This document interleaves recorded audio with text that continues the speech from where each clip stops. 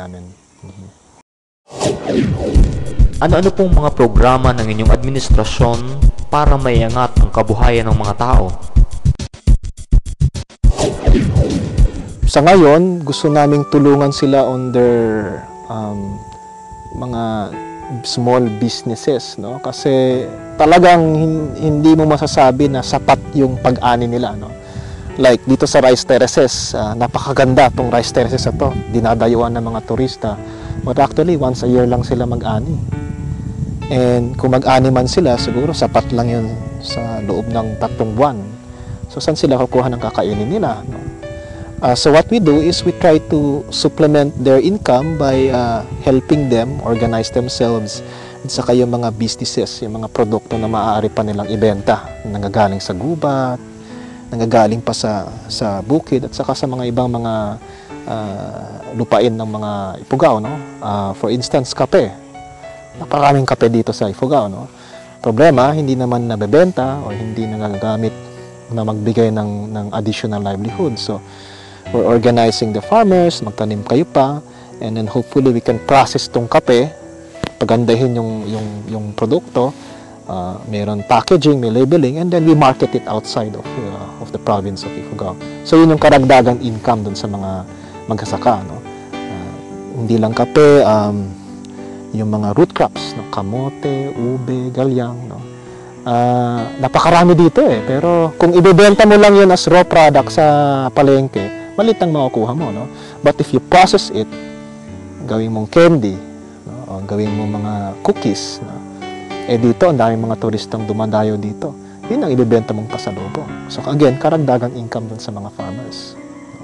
So that's our economic strategy ngayon, no? Tulungan pa rin sila sa kanilang farming, mga post-harvest facilities, ayusin itong mga irrigation systems, itong mga rice terraces, palakasin ng turismo doon sa mga rice terraces areas, and yung mga kanilang small businesses, bigyan namin ng tulong.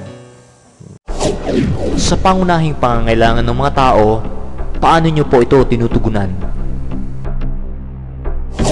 Actually, ang concentration ko is really on health and social services. Dahil pag politician minsan hindi nabibigyan pansin ng mga ito dahil hindi masyadong nagbibigay ng boto. Normally, ang gusto ng mga botante is yung mga infrastructure projects. Pero sa akin, kung hindi mo mapatugunan yung pangangailangan nila sa kalusugan, yung mga social services, nutrition, and even education, hindi magpuprogreso ang isang bayan, no? Kahit napakaraming kalsadang ayusin mo, pag may sakitin yung mga tao, ganyan, hindi sila na-organisa, hindi mo na-organize yung mga senior citizens, tamad sila, yung mga kabataan napakaraming problema, maagang mag-asawa. So these are the services that we are providing para mabigyang tulong rin yung aming infrastructure projects, no? So for instance, sa health, isa sa mga best practices namin is on community health teams, no? Kada barangay, meron kaming inorganiza ng mga community health teams na ang namumuno ay yung barangay captain, tapos may mga male volunteers, no? Bakit ko na bigyan ng pansin yun? Kasi kadalasan ng mga health programs, ang mga involved is yung mga kababaihan, no? The barangay health workers, the midwives are mostly women, and then pag may mga parents or information education classes, no? Parents classes, ang mga nag-a-attend ay yung mga nanay.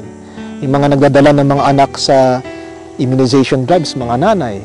Hindi involved yung mga kalalakian. So we said that para maging very strong ang ating health program, kailangan involve yung mga local politicians at saka yung mga kalalakihan. So these community health teams, no, binibigyan namin sila ng training on how to convince the males, the husbands, the fathers to be more involved in health. So ngayon, at least makikita mo na pag may mga health classes, yung mga lalaki nag-a-attend rin sila. At saka yung mga barangay officials, dahil sila yung kasama rin doon, nagbibigay rin sila ng karagdagan suporta sa kalusugan. So that's our strength in terms of health, no?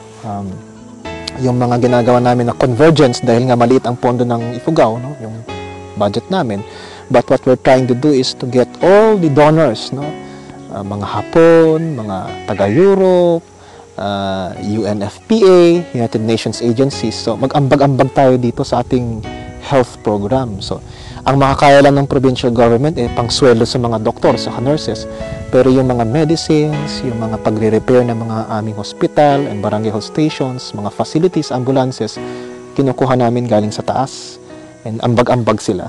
And I think this is one of the strengths of the Ifugao Provincial Government Health Program. Mas makilala po kayo sa programa ng Preservation of Arts and Cultural Heritage. Ano po ba ang mga ito? Ito yung pinaka priority program ko, pet project ko, yung preserving the rice terraces. Dahil kung wala ang rice terraces, ano bang pinaka-identity namin sa Ifugao? This is what makes us unique.